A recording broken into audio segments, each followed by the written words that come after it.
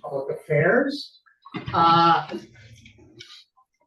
got a wonderful email from Jason a number of years ago saying, hey, do you want to join forces and write a grant following up on the Senso project we started here at Berkeley?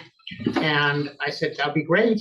And then he sent me the finished grant and said, okay, we're sending it in. And I said, thank you. That was wonderful. And since then, I've got to interact a lot with Jason. He and one of the early collaborators of the grant, Hamid, have done just a great series of papers looking at different aspects of the general topic that Jason's going to be talking about today.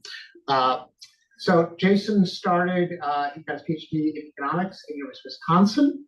He was then faculty at Yale in the School of Public Health before being lured back to Wisconsin. So today he's going to talk about moving forward by looking back, new evidence that early life shapes our lifespan. Take it away, Jason. Thanks, Josh. Well, thanks everyone for coming. Josh has got it about right. Josh did a lot more on the grain than he just said, but but this has been very satisfying work. I only really started working on aging at all about 6 or 7 years ago when I started as the director of an aging center in Wisconsin, and really been interested in it. Let me restate what Josh said. This is a multidisciplinary set of projects, and really underline Hamid's work in leadership as a junior faculty member, but it is interdisciplinary. I'll start off with a couple figures that you all have seen, just about like US is way behind in many measures of health, and in particular of life expectancy. But this grant and our work is not about explaining this. I think it puts some aspects of explanation on the table, but that I think we're probably going to leave for other people to take up. We're going to be trying to examine, we're trying to uncover in the U.S. context, in recent cohorts, impacts of specific early life contexts. Another, how did we get here kind of table. So columns are over the last 100+ years, total in life expectancy gains over 100 years, columns are, and then rows are contributions by ages in buckets that we defined the way we wanted to define them. And so, big picture, many years over a century, moving from life expectancies in the 40s to the 70s, 80s, and this number being much smaller, much bigger than more recent numbers. We've cut it off before COVID. So gains have really slowed down, measured in these ways. And this 30 has come from young ages, like saving infants, saving children is like most of what's happened, mostly back here. There's some, nice numbers of ones and fractions, more recent times in the older ages, but big picture, if you were only going to do phrases of what's happened in the US, it would be about saving young people's lives, and then kind of being not a lot left on the table. And so this is the reverse figure of what's left to be gained at different ages as we've moved through the century. So 100 years ago, lots of life expectancy if we save children's lives, but that's really going down, the extra efforts or the extra gains in saving young people's lives, while very important, won't be contributing to major changes in life expectancy in the US, seemingly. But there's a lot left, there's a lot left to do at older ages. A key question is, well, how to do that? How do we save the lives of 60-year-olds? And how much of that answer is protecting the early life of those 60-year-olds? Did we protect it? So that's what we'll be focusing on today, about those questions, about putting some numbers on the table about the specific early conditions that might shape these outcomes. Can you just say like advances in cardiovascular, treatment and whatnot? Yeah. Seems like we should be able to see that.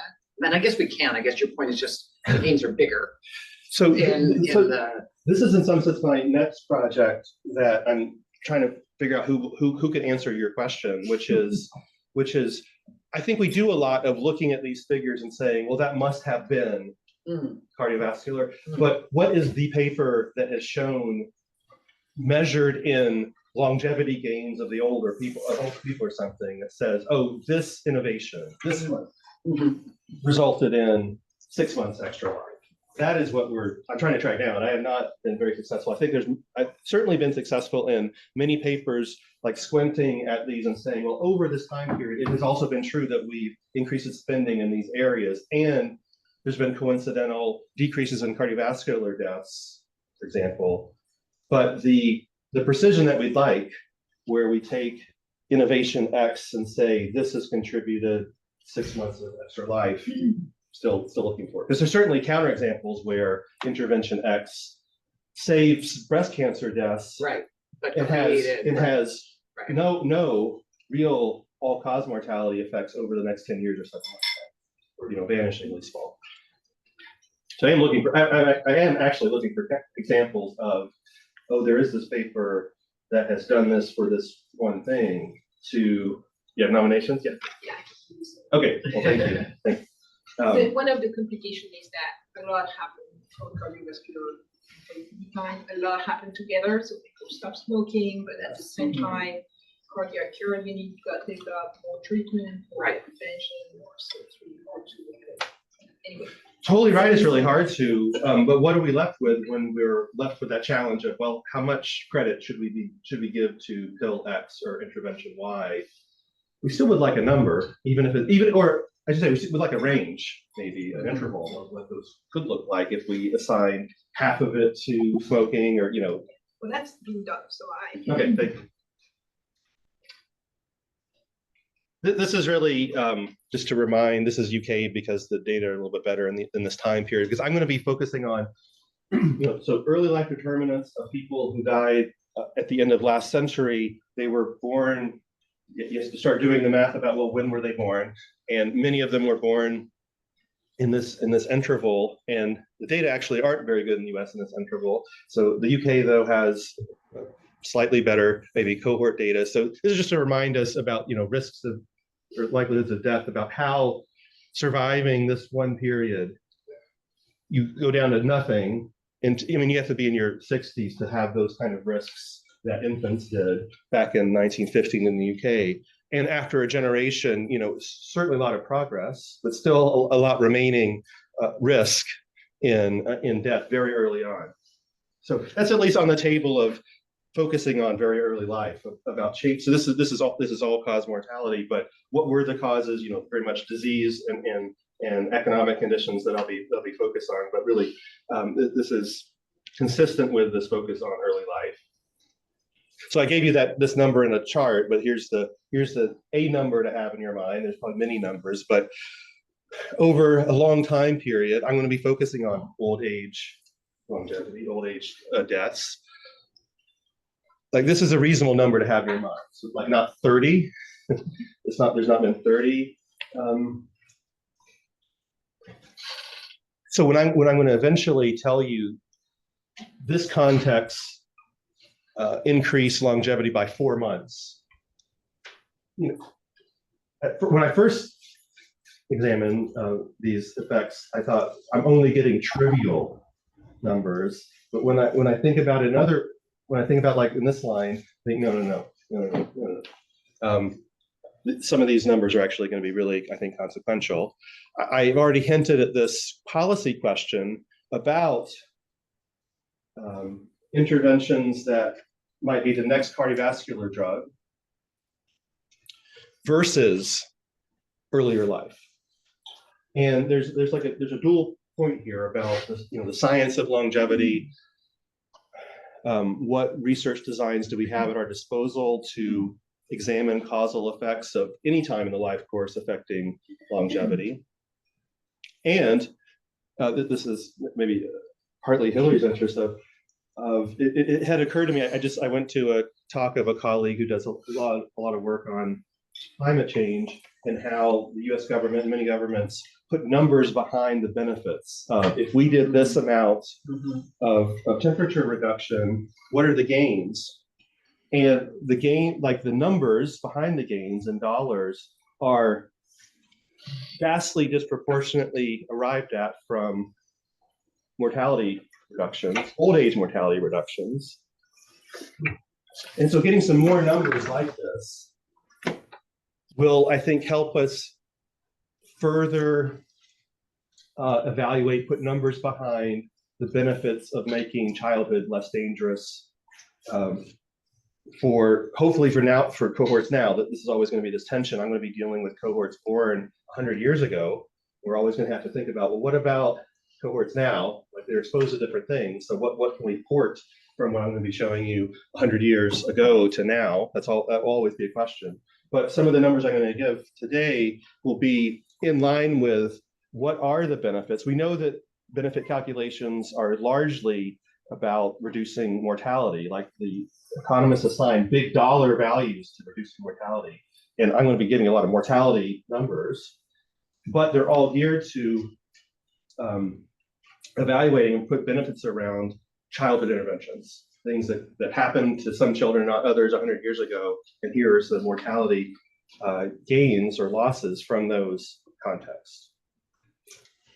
Is it important that it's 65 plus? Like, by what the story you were telling about the reduction in very early life mortality, I could see how you would have decided conditional on reaching age 15 or 10 or something like that. And I'm thinking about that in particular because there's this kind of growing body of work that shows that if we do more social safety net kinds of interventions, and we don't have like real long life stuff for most of it because the experiments aren't far enough back in time, but they show, say, mortality declines by people in their maybe high risk, highly disadvantaged folks in their more early to middle adulthood. So I don't know how. I'm going to flag a boring answer that I'll probably be given a lot today, which is I'm not introduced to data constraints. They are severe, which is that the U.S. system of measuring mortality isn't as good for those. I mean, Josh will try. I'll get this wrong, but for a lot of the data for the periods we're talking about, I've been told by people in this room, be wary of anything below age 65 for a large set. Is that okay? So part of it, part of my answers today, many of my answers today will be love to do that. Right. I wish we had the data infrastructure to answer that question. So it's because you want to go so far back to those early birth cohorts when our death data is not so good. What you're going to see, yes, and I mean, so conditional on the data we have and my interest in early life, I must do the things I'm going to do, but it's not because I only care about post 65, and it's not because I only care about these cohorts that I'm going to show you. There is severe data problems doing anything besides what I'm about to do. Wow. Are those data problems as bad elsewhere? I mean, in some sense, you know, these questions are not just about the U.S., right? And we have slightly different social structures and government support programs. But if there's better data in some European countries, why not do it there? Yeah. So I'm not. Yeah. Yeah. Fair enough. I'm not going to be doing those things.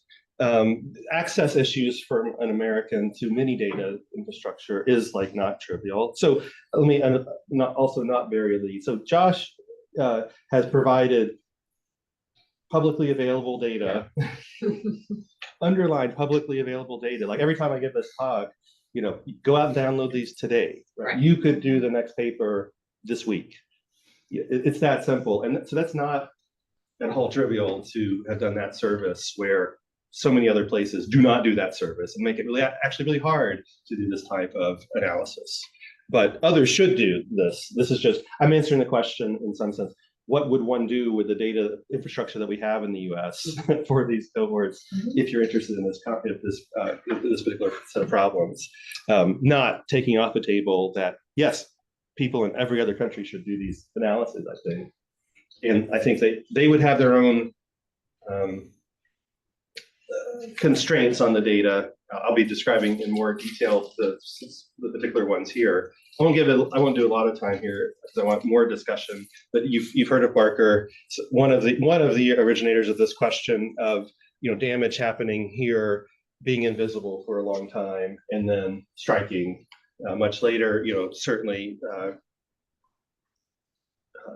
interesting correlational evidence from many decades ago. There's examples, a little bit more recent. You all know Doug Allman's paper about being born during the influenza pandemic. So you take these birth quarters, fast forward their lives 60 years or more, and get this little uptick in disability. Just as an example, colleague at Wisconsin has done, Lauren Smith has done this work with the HRS data. This is exposure to the Great Depression in utero, and then it's epigenetic aging measures at age 80 or so. So this one's quite stark. It's off a very small sample, but very stark about in utero, nowhere else. So certainly, if something happened on the table, we need much more evidence of this variety.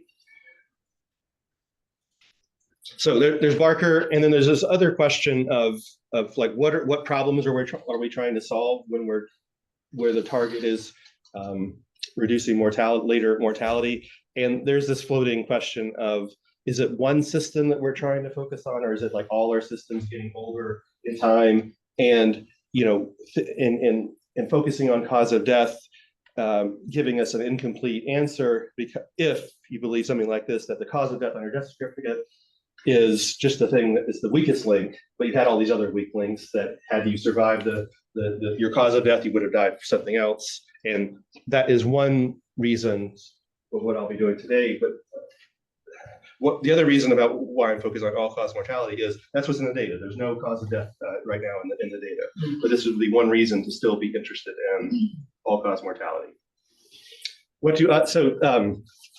I really like this quote. This book is so-so, but I like the quote. This was very popular in the New York Times bestseller for half a year or something. This is an MD, but I thought the quote was instructive in thinking about, well, how do other disciplines think about the science of longevity? So he puts up this paragraph as we would never be able to do that. Studying longevity itself, I've inserted what he means. This is led by a discussion about RCTs, but it's impossible. But he makes some really important points here. Unless we could take, big number of babies, 100,000 babies, randomize them to 4 or 5 different interventions. Side note, how do you pick the interventions? You have to be quite good about which are the right ones that are going to work out. Follow them through their lifetimes. That would hopefully yield a rock solid evidence-based prescription for maximizing lifespan and health span. But the obstacles in doing this are insurmountable, not least because it requires a century to complete. So the really important elements here about choosing the things that might work. How would you do that? But that would be interesting nonetheless. This may be a little bit hidden, but having hundreds of thousands of babies, in part, I think, is recognizing that we probably are not looking for silver bullets. Like it's one thing that's going to work, that we only need 1,000 babies, because it's going to be so big that we can see this longevity effect. So I think this has turned out to be true, that we actually need many, many, many people to analyze to elicit effect sizes that are in the months of lifespan that I'm going to be showing. And I'll come back to this. Most of our data are not of that size in the US. You think about the Health and Retirement Study, national treasure, hundreds of millions of dollars spent on it. It cannot come close to answering these type of questions with a sample size in the tens of thousands. But yet, what other data set do we have in the US? Not very many. Okay, so we don't have to do that. We don't have to wait 100 years. We don't have to pick the right interventions. We can look at deaths that have occurred recently and go backwards, right? So, and what we lose from this type of work is picking the 4 or 5 interventions and very precisely measuring what's happening to people. We don't have that. We're going to be looking back in the 1920s and very indirectly measuring exposures, right? What we would like to have would be something like blood level measures of lead in 1920 of infants, right? Just So put your mind of what type of data we're actually going to be able to have from 100 years ago. It's not going to look like that. So just as a warning. So, and the data really run out in a lot of different directions. You know, the U.S. system of mortality collection, where every state's involved, doesn't even start from where every state is included, starts in 1933. So as we move into the 1910s, 1920s, we're going to need to rely on the work of others that have contextualized, I think, interesting early life context that we're going to then apply to this mortality data. So here's Josh's data that are just fundamental, I think, to this work and subsequent work that will be examining this. So we have there's 3 versions of it. Let me give maybe the quick intro. First, here's the years where people die. This is the coverage. We're going to focus on ages 65 and above. So a lot of the answers to your questions will be contained here, or what's implied by here. So these are the years. Then you have to rewind time to figure out what are reasonable birth cohorts to use that you might be able to get good early life measures to then apply to deaths that occur here. And then, you know, the big game changer is the number of records, where you can really kind of burn through data in order to elevate research designs that might elicit causal effects. What's the BUN? This is the Berkeley Unified So it's mortality database.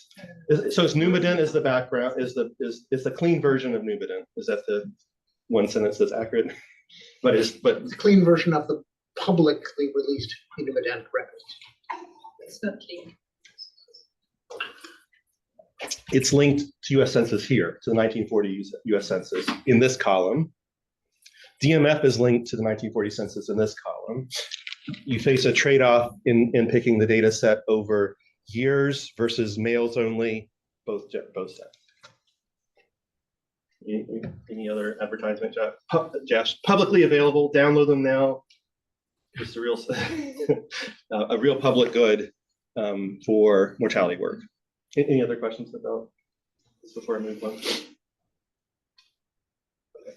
So that's the focus. This is our R01. What all can we get out of this newly available data? And it has other, additions, forthcoming. It's linked to the 1940 complete count, 1950s out now. Initial linkages are happening and so on. And there will be not as good, but other mortality data to come.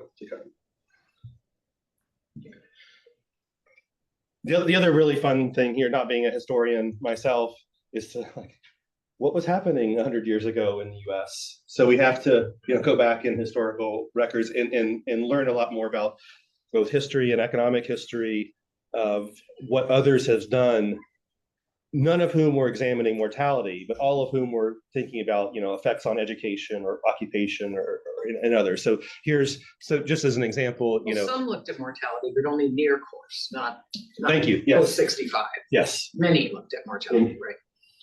Important correction. Thank you. Yes. But if really drawn out of, like I said, yes, Hillary's point of a lot of work on childhood infant mortality, none on old age mortality, probably. But you just remember, aspects of the US that just are nothing like what they are now, of having federal prohibition of alcohol, right? So that's actually something you can examine, but only in this period, not in a current period. You think about the disease environment being really different back then. Okay, so this is where we've made a lot of progress. Let me summarize the types of findings that we're making. So I think this ITT column is the most important to focus on. But I'm going to give you a little bit of flavor of what we're finding, like the effect sizes and so on. So the first 5 or 6 rows are not in utero. These are benchmarking exercises that we think that income might matter, education might matter, parental education, fertility. matter for old age mortality from other work. What about those aspects in our context? So, I would say we typically are able to use diff and diff or RD with some exceptions. So the first two rows are the main two exceptions, where we are examining the effects of parental education on the child's old age longevity by comparing children who are cousins. So they have different paternal education measures, as an example, to get orders of magnitude of the child's old age longevity changes. Another benchmarking exercise is just firstborn versus other birth orders. So this is a sibling comparison, on the order of 2 months. And then, you recall again, there's quirks in the U.S. system where in the 80s, the Social Security system, no money, so we're going to have to change benefits. How are we going to change benefits? Well, if you were born on January 1st, 1917 versus December 31st, 1916, you get different benefits. So we can use our data, use Josh's data to examine the later life mortality effects of that income change. So on the order of 1.5 months, $4,000 through that benefit notch. So this is called the Social Security notch in the literature. College expansions, Curry, others, many, Curry and Curry and Moretti, thank you, gave us their data. Like many of these cases, people have done work not on mortality, mostly not on mortality, never on old age mortality, but on something else, and we're very generous in providing data. So we can ask the question: if you were in a county at age 17, where college opened when you were 17, this is you have a couple weeks more in life, longer lives. If you were induced to go to college because of that expansion in your county when you were 17, a year longer life. So that's by far, that's a big effect for the types of effects that we're finding across a lot of exposures. Just one more, benchmarking case. Again, off the shelf, families, women who have 2 boys or 2 girls rather than boy-girl are more likely to have a 3rd child. This is done a lot in literature. We ask this sex composition of children effects, where if you have boy, girl, and are induced to have a 3rd child because of that, women have 5 months shorter lives. Maybe say red or negative effects, black or positive effects in this figure. So those are the benchmarking ones. Those are mostly not in utero questions. Then we go to in utero questions of cities turned on lead systems. This one's maybe so I'm going to actually focus about 10 minutes of time on one dive into the area lynching for blacks in a minute. I'll just go in a little bit light details. So alcohol prohibition, if you were in a county that went from wet to dry when you were in utero, you live 2 months longer life. We do, in some of these instances, we do some back of the envelope of turning the intent to treat to a treatment on the treated. You have to really gather or find data about women's likelihood of drinking during pregnancy about 100 years ago. So you have to have those type of numbers to go from here to there.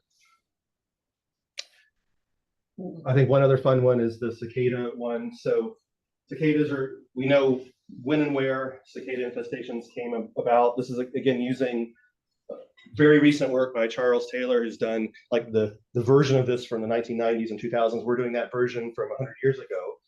Nonetheless, we know exactly when the cicadas happened. If you were in utero during a cicada infestation during these years, you have a loss in longevity about 2 months. The mechanism is likely pesticide, which is a massive pesticide dose. If you were so it's a little bit more complicated. If you were in a county with a cicada infestation that was an apple producing counties, because cicadas attack tree crops and not row crops, it's this 2 months. Again, this is using the deepness of the census data, because we can locate where you are. We can locate and therefore add historical data on were you in an apple county or not. We can do one more extra detail here on this row, that if you had all those aspects, apple county, in utero, in the wrong year where the cicadas were coming, and your dad was a farmer, it's 10 months, lower lives. So, fun with historical data, fun with sense. Yeah. Yes, one thing I don't really understand is all of this is dedicated on people surviving to the time when we Yes, that's right. 65. We're mostly 1975. Yeah. So how do you account for the fact that there might be a lot of, a lot of mortality before that, and so you can have some complex selection effects? Yes. And so I think the short answer is what you imagine. It depends how complex you think it is. If you think that we're missing a set of deaths that happen between age 30 and 65 or so, I think these are understated. It depends if you think that if the deaths are happening among those that are the weakest and we're getting the strongest leftovers or not. So it is your intuition is right. Well, it could be both scoring and also selection Yes. in both directions. So how do you account for that? I think right now we're accounting it for by being clear what we're doing, which is the old age. So you're assuming that mortality is the same for everyone before the time when you can start. I think that's right. We're just not claiming to have effects for the whole life course, which is what we would like. We would like to have these effects for every age, right? We just cannot do that. I think you're right, and many have pointed us to do some simulations about, with some assumptions about who's dying up until age 65. We've not done that yet. So this month in the ITT column for month of life gain after age 65. Mostly, yes. That's right. Other questions? But you can't really condition on surviving to 65. I'm trying to think about the data build, right? Because if you die in the years before the reporting, then I don't know whether you're still living there or not. That's right. Yes. Yeah. I think this is roughly analogous to our conditional expectation of life at age 65. So when we do E65, these are changes in E65. They're not exactly changes in E65, but if you understand them that For way. the same reasons. Yeah. And that's, again, it's not perfect, but the sentence I had about post 65 life expectancy gains over 100 years being about 4.5 years in the US is how I'm thinking of, is this big or small? Is this trivial or, important? But you're right, this does not, there are many other targets that would be of interest below age 65. I'll just recognize that there are major data limitations here on doing anything like that with the data in hand. And some of these variables are measured at the individual level or and some are measured at I would say our typical row is someone we see someone in the census and we trace them back to where they were born. Okay, So there's like a time and a place. So we know their age or their birth date, depending on what data what fields we're using. And we're appending time and place of the person with time and place of these things. So, the prohibition is county by county, year to year. Cicadas, county by county, year to year. There's some exceptions, like the 1917 is an RD, but it's like birth date. Are you on one side or the other? But most of them are more different flavor of states or counties or cities turned on in some year that we can see in the historical data. And we apply that to the full count of, well, where were you and when were you when these things happened? but late life income. Right, that's right. This is the exception to, this is just using your birth date and were you on the right side or the wrong side of the Social Security notch. So, and likewise, these first two rows are just siblings. This is just comparing you to your brother, mostly brother. But, many of these rows are of the time and place variety. This is the danger of trying to summarize 20 papers in a slide. There's not one answer to your question, but in general is time and place and where and when were you? Were you in utero? Were you age 2? Were you in the right county? Were you in the wrong county? So just going back to the selection to surviving to 1975, just so I understand, you have a denominator based on who was observed in the 1940 census. Yes. and you know something about who was still alive in 1975 that you're still observing, right? So you don't know. So let me add two elements. 1975. Well, I was just trying to you don't know when between 1940 and 75 they died, but can you estimate the probability of dying before 1975? Yes, but so here's the thing. So the death window. So this is a named matched, right? Okay. So there's three reasons that you're not in the death data. You died too early. You died too late. Right, so that's actually a problem for us to sign everything After 2005. after 2005, or your name. You know, you have a common name. That would be so. Yeah. So 4, but maybe in order of importance.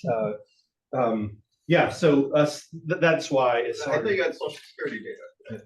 That's what, but that's only the death data. Yes. You're not able to actually link to their application and then follow them. Follow them backwards. What do you mean by Yeah, following so I thought that you had the information from the Social Security application. them? So No, I misread the earlier slide. Then. what I'm using are decedents. Oh, so it's only the decedents. Yeah, the only public data that's been released is for dead people. They haven't released any data publicly for alive people. But you could do Right. more complete analyses if In you the work with someone at RDC. Social Security or work with someone at Census. It's possible to expand this. The denominator is not the 1940 census. It's the people who show up in the 1975 to 2005. Right. That's a good point, though. When I was thinking about the missing deaths, you're still conditional on appearing in the Jason, we're 1940 at census. So 12:45. Okay. So Okay. So if you actually, want to talk for a few minutes about some of the details of some of these studies, yeah. just one study and just like 3 slides of details, because it is this just time and place. It's a working paper. So there's a separate data set that catalogs lynchings. So you can't, I'll just have you squint. This is a time and place, like when and where did a lynching happen. And as I was just saying, we're going to align, were you in a county with a lynching in utero at age 1? And here we're really throwing away a lot of data by only focusing on people who are in the wrong counties in narrow windows. Okay, so like here's a cross section. You know, this is actually temporal, but we're mostly in the South, and some counties were never lynching, and some were ever, and we're going to be looking at these ever lynching counties. Each lynching event creates a window of exposure time. You're either in utero during that period, or you were born after that period. Those are the 2 types of people there are in our data. This is the choice we made. We don't have to make only this one.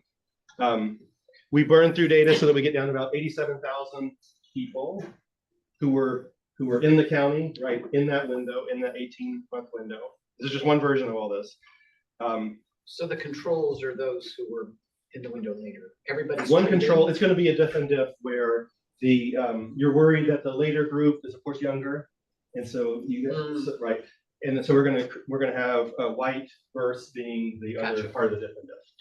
That's right. So lots of this is like many of these papers. This is a 70-page paper that I'm going to do in 3 slides. So we have a lot of tables. But the order of magnitude we're talking about is about 3.5 months of life. So if you're a Black person born in utero during this county time event, you live this amount shorter life. If you're white, no effect.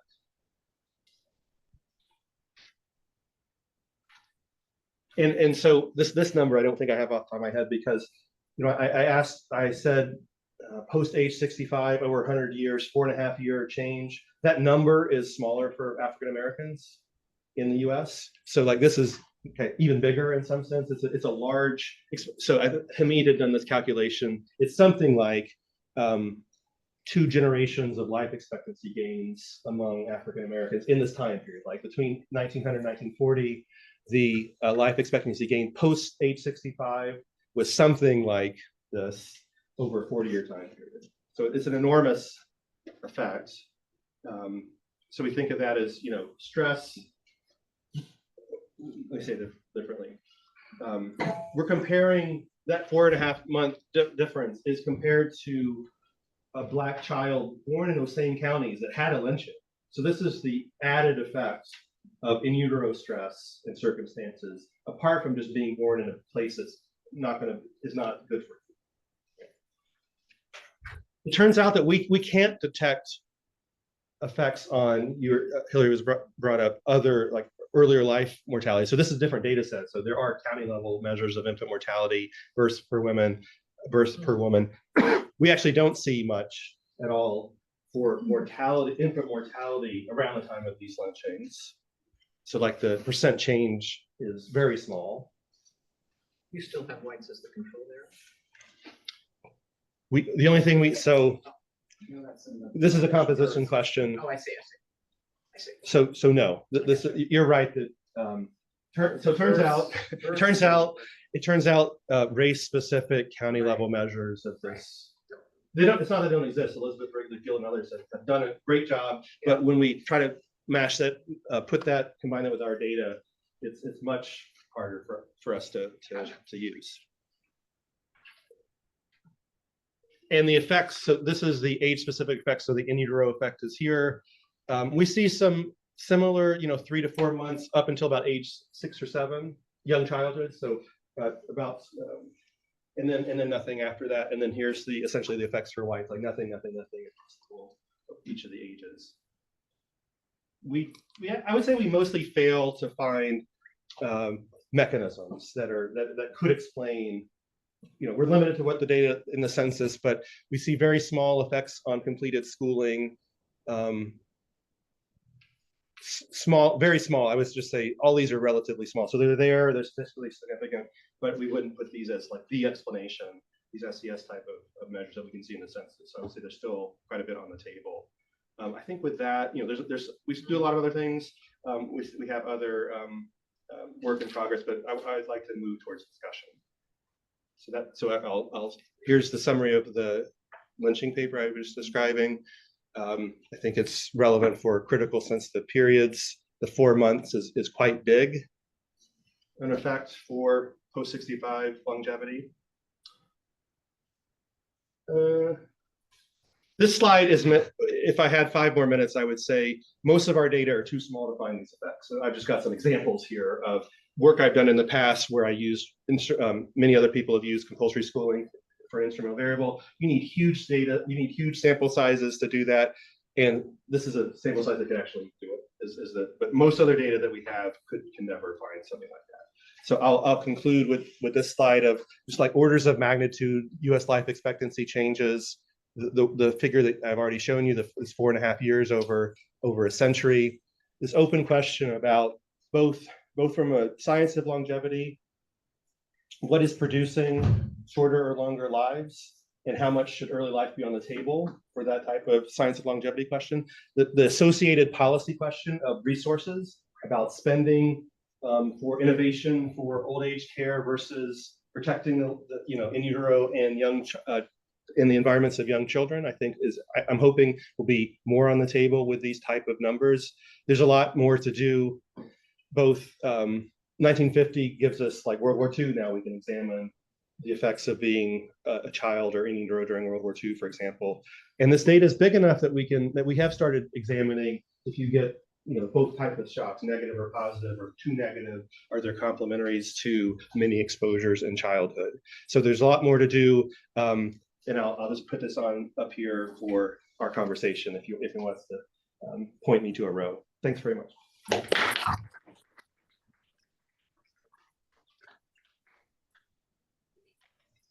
Anne, have a question? A question on Zoom. Can I start by putting together, how are we supposed to think of all of these relatively, well, I mean, it's not all of them are unusual, but many of these are unusual, and you keep on finding 4 months. We somehow want to add them all up and ask how much of the 4 years is due to reducing pesticides, reducing racial violence, and I can't do that calculation because it's not like most people were being exposed to these things most of the time. Each one of them affect a special group, and that's the nature of the kind of research you're doing. There's people who are affected, and there are people who are not. Whereas the 4 years is kind of like is it a bunch of little things added together, or is it the big things like better nutrition and childhood immunizations and things like this, where we are not able to do the natural experiment, but are actually affecting everybody and getting everybody the 4 years? Great question.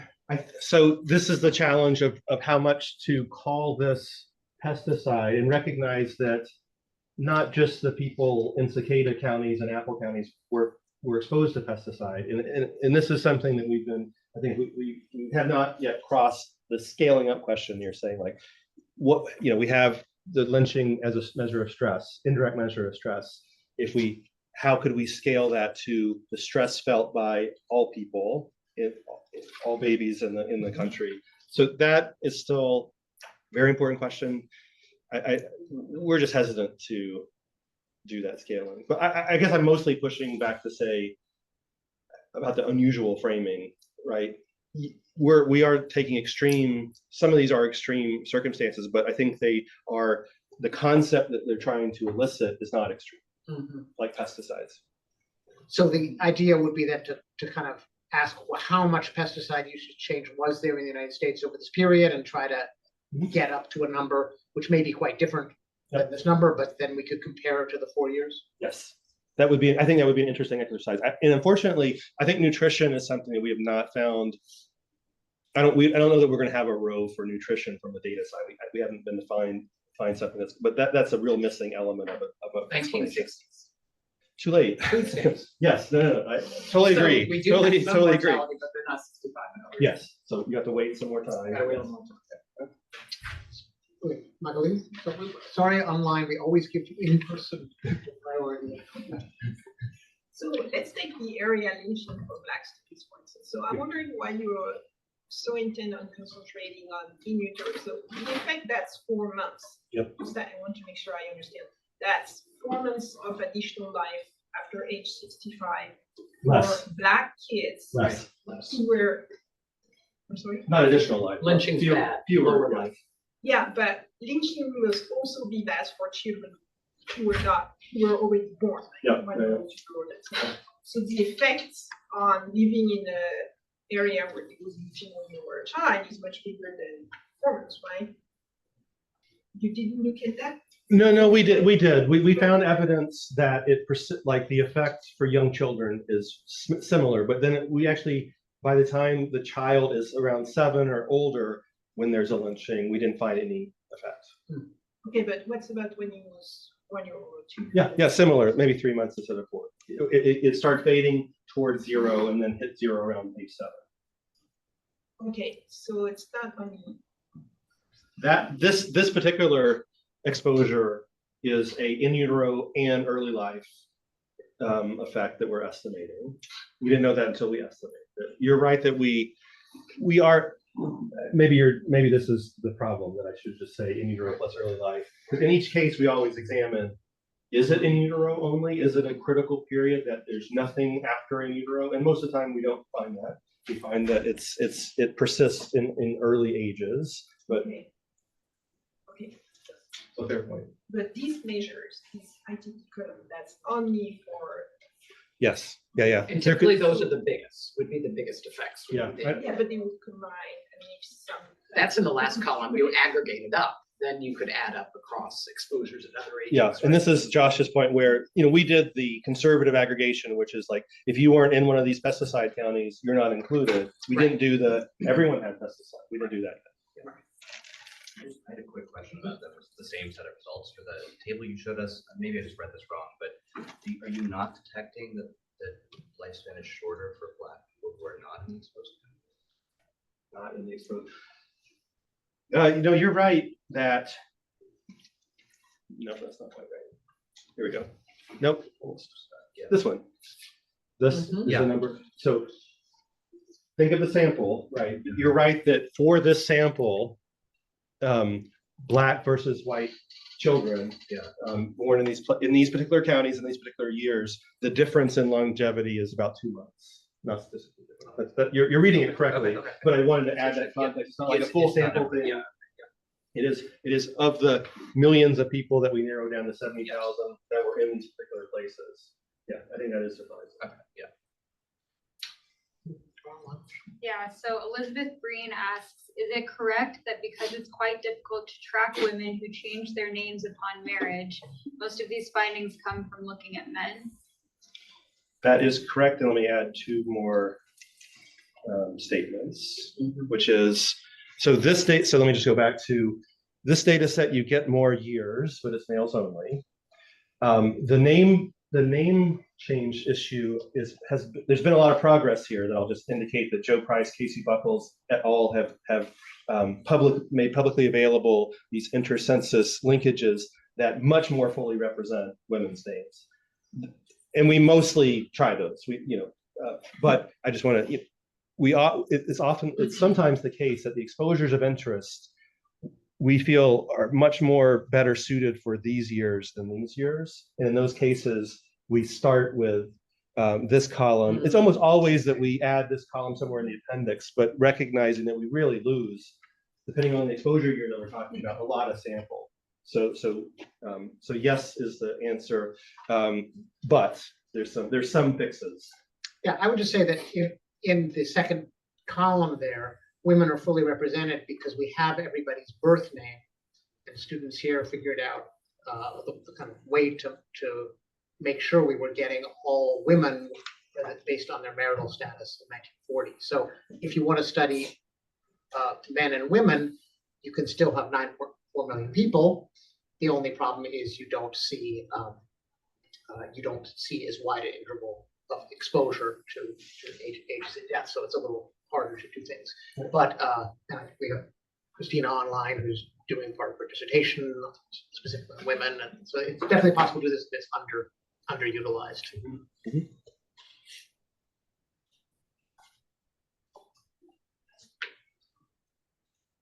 So let me ask a kind of a bigger question. Maybe the economists here will know more about this, but we see all these causal estimates from these natural experiments, and it's always amazing with all the stars. And the outsiders are kind of skeptical. Well, you tried 17,000 things, and so of course you're gonna, and of course you could have done 100,000 robustness tests, and you're only presenting us with 1,000. So I would be skeptical of most published econometric causal findings, and yet it seems like you've kind of done a replication experiment where you take findings that have been found to be significant on one outcome and you've tried it on a different outcome. Are we seeing a 90% hit rate, or is it actually a 10% hit rate, and then the other ones that you weren't able to replicate just we're not seeing here? Or should we be less skeptical of causal inference because you do things with different data, different outcome, and you still get the same effect?